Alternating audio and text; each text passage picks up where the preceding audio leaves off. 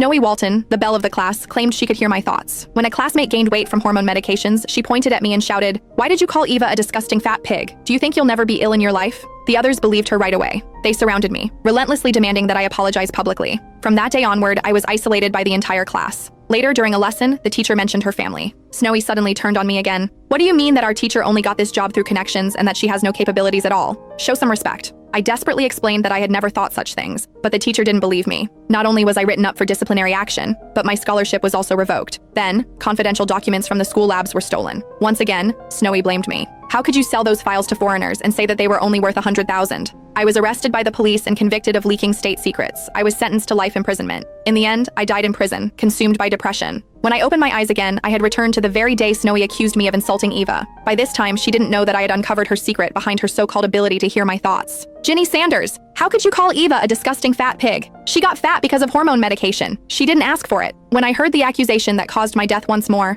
I was in a daze. I subconsciously looked up at Snowie Walton, who was looking at me sternly. Eva Zabel, sitting in the corner, suddenly stood up and glared at me. "Ginny, I've never crossed you. Why must you insult me?" When I heard what she said, I was sure that I had been reborn. In the previous life, I remembered Snowie suddenly pointing at me and accusing me of insulting Eva. Eva was initially 45 kilograms, but due to hormone medication, her body weight doubled. She hated people calling her fat. Everyone in the class knew about this, so they had never once said anything about her weight. I had always stayed silent on this matter too. In fact, I barely spoke to Eva. I immediately stood up and said that I did not do anything. Snowie snickered and said, "Of course you didn't say it, but I could hear your thoughts. I heard you calling Eva a disgusting fat pig." The absurd accusation left me bewildered. Little did I expect that Snowie would try to prove herself. "Why don't we do a little experiment? Everyone, place an item on your table. We'll all head out. Ginny will then pick a few times. No matter what she picks, I'll be able to tell." She added, "That way, this proves that I'm telling the truth. How about that?" I was curious to find out about this as well, so I instantly agreed to it. I started cautiously. I got everyone to switch off their mobile phones and place them in the classroom. I shut the windows and doors tight as well. Still, Snowie could perfectly pinpoint what items I had taken. She even managed to tell the order I took the items. This time,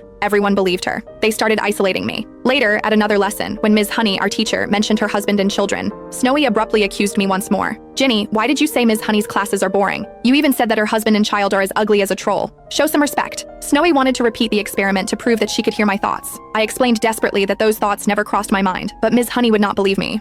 Not only was I written up for disciplinary action, but my scholarship and financial aid were also revoked. Not long after, I was known in school for my terrible character. Everyone avoided me like the plague. Just when I thought this would be it until graduation, a few confidential documents were stolen from the school labs. Snowie once again accused me. "How could you sell those documents to foreigners and say that they were only worth $100,000? I was arrested by the police and convicted to life imprisonment for selling state secrets. My parents went around the country trying to clear my name, but they ended up being killed in an accident. As I thought back about how I died tragically in prison in my previous